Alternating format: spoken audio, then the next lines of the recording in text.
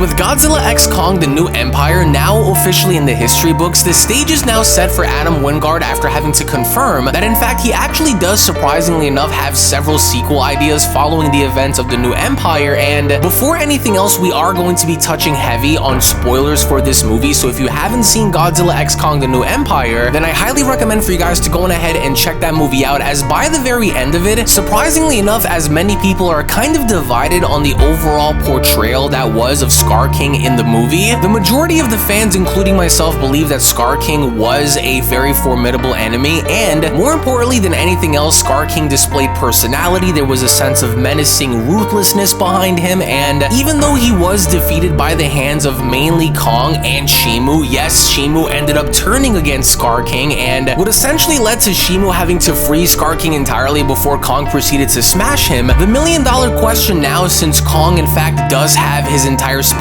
intact, and on top of it all, surprisingly has Shimu as an ally next to him, the million-dollar question now is what is next? As joining me right now for the first time on the channel to talk about the future of the Monsterverse following the events of The New Empire is one of my good friends and fellow content creators that goes by the name of JuiceBoxx. Now, JuiceBoxx, me and you have talked about introducing Destroyah for a while now in private, and I definitely think that Godzilla King of the Monsters establishes that by introducing the Oxygen Destroyer, and you can ultimately have, I think, a crustacean down at the seafloor maybe evolve into becoming Destroyah. But again, I think that in order for Destroyah to actually be a thing, you're going to have to introduce Destroyah as being a far more menacing and far more dangerous enemy than how Ghidorah was, than how any of the Skull Crawlers were, than how any of the Mutos were in the Godzilla 2014 movie, than MechaGodzilla himself in Godzilla x Kong, of course Godzilla vs. Kong, and then you have to have Destroyah be far more menacing than Scar King and even more powerful than, dare I even say, Godzilla and Shimu. So I wanted to go ahead now and ask you, JuiceBoxx, on the overall idea of maybe introducing Destroyah as being such a credible and such a formidable enemy to the point where Destroyah either ends up offing Godzilla or Kong in future movies if they ever were to do that, and I wanted to kind of know if maybe that would be a good idea or not. So if you were to go as far as to kind of plan ahead and introduce Destroyah in any movie, and I want you guys listening to also let me know down in the comment section below as well on what you guys would do to set up the stages to have Destroyah be a thing, because I don't see why Toho wouldn't be able to kind of license the property of Destroyah, since Destroyah is a very popular kaiju in the Monsterverse to begin with. So do you think that it would be a good idea to have Destroyah be a thing, or do you think that, because to me I think that Destroyah needs to be the last enemy of the Monsterverse series. I think that it's only fitting for a monster with that kind of mass and a monster with that kind of influence to be a thing within a universe like this. So would you say, in your opinion, that this would be a good thing, or would you say probably not and allow for Legendary to kind of do their own thing? Yeah, so I do think they should introduce Destroyah next. I think as far as monsters or titans that are on Earth, I think the only way you can go from here is maybe something like Destroyah. Make him new though, give him his own origin, because honestly I don't see him coming back in a way to where we've already seen him come back. I think it'd have to be Legendary's own unique origin for Destroyah. We talked about it, like you said, privately, and I've said before that I think this is probably the ceiling for what they should go for narratively, in terms of like Godzilla and Kong are like evolving to the apex of their own respective species, and then you see Shimu, who's been locked under in Hollow Earth for these many years and stuff like that. So I think having that sort of entity that just sits there and is that wall, is that final boss, and really does take one of them out with him just to show how crazy he was, not only to the kaijus but an impact that he could leave on the planet when it comes to civilization as well. Because you know how they like to do the human angles when it comes to the kaiju and stuff like that. I really do think that Destroyah, in terms of Legendary's current pace, I think Destroyah is the only thing they can really do after now. Because, and it's not just me saying it either, I mean, you go on any of these social media platforms and so many people are not only hyping up the thought of Destroyah. My choice on who comes next really depends on what origins they want to go with. For example, if say there's gods like Shimu, but that's where we get the quote-unquote like SpaceGodzilla, all these different kaiju that we might not have thought about beforehand that we were getting, because it's not like we've gotten like planetary travel or anything like that, right? But if that's what their version of, like a SpaceGodzilla, because you see how crazy Godzilla's growing his spikes now, like, maybe eventually he just gets crystals growth as well, right? However they do it, I think if it's not something like they're not from here and they come here, that's fine. My thing with Destroyah is think of him as, something that comes from the ocean, comes from Earth. I get Shimu was locked underground and there's more skeletons of him there, but, we've spoken about this beforehand, and I just really think that we would know. If it's gods like Shimu that are equally as powerful, if not far more powerful than Shimu, that's if you're going up a notch again with a huge power spike,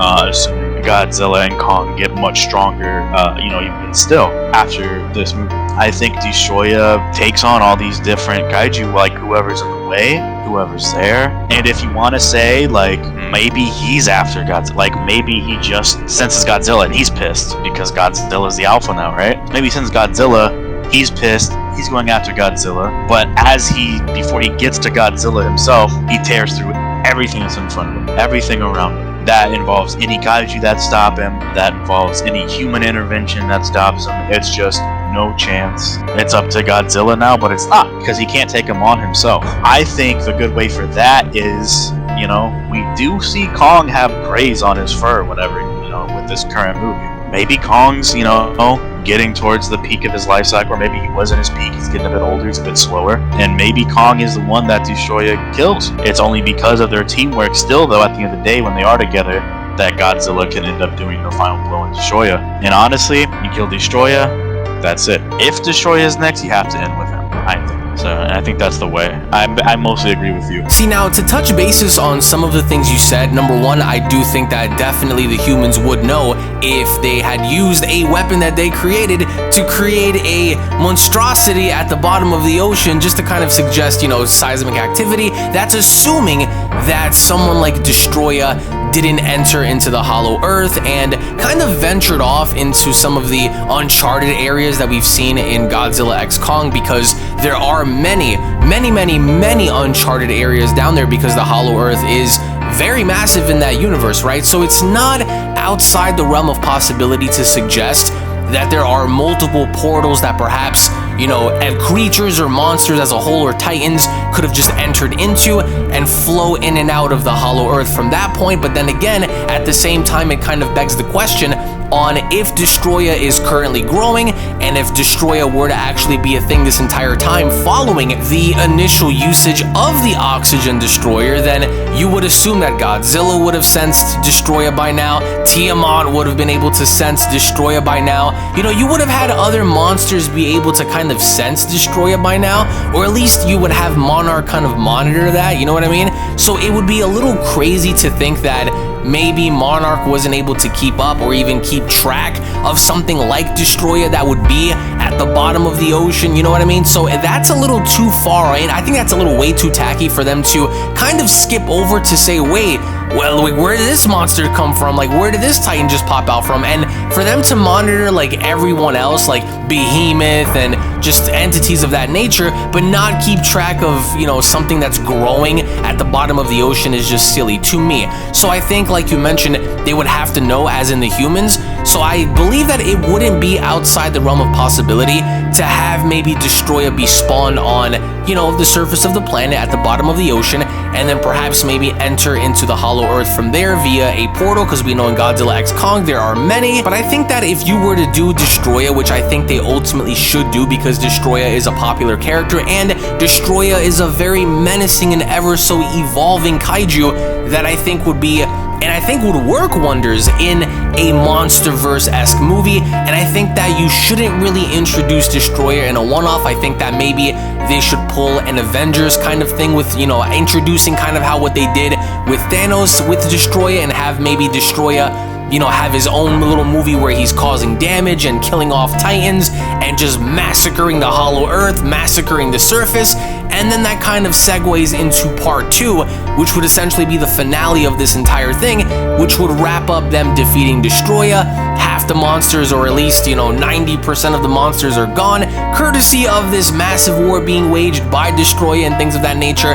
So I definitely think that we are going to come back and touch up on this subject later on, but I want to go ahead now and get your thoughts down in the comment section below, guys. Do you guys think perhaps maybe Destroyah is a good choice for the next villain being Destroyah, or do you guys suggest that maybe they should go in a different route and introduce someone else and then take it from there? So again, we want to thank you all so much for watching, everybody. Thank you all so much for your time. To which, of course, if you also just so happen to be new to the channel, then I do encourage for you all to head on over and smash that subscribe button, on top of making sure to give this video a big fat thumbs up by smashing that like button down below. Tune back in for more. Be sure to also go on ahead and check out and subscribe to JuiceBoxx's channel. I will go on ahead and leave his link located down in the description box below, because he is going to be doing more Godzilla and Kaiju content in the future. James, Mr. JuiceBoxx, thank you so much for joining me. Once more, thank you all so much for watching, and I'll be seeing each and every single one of you down in the comment section below and in the next video. Take it easy, everybody, and have a great day.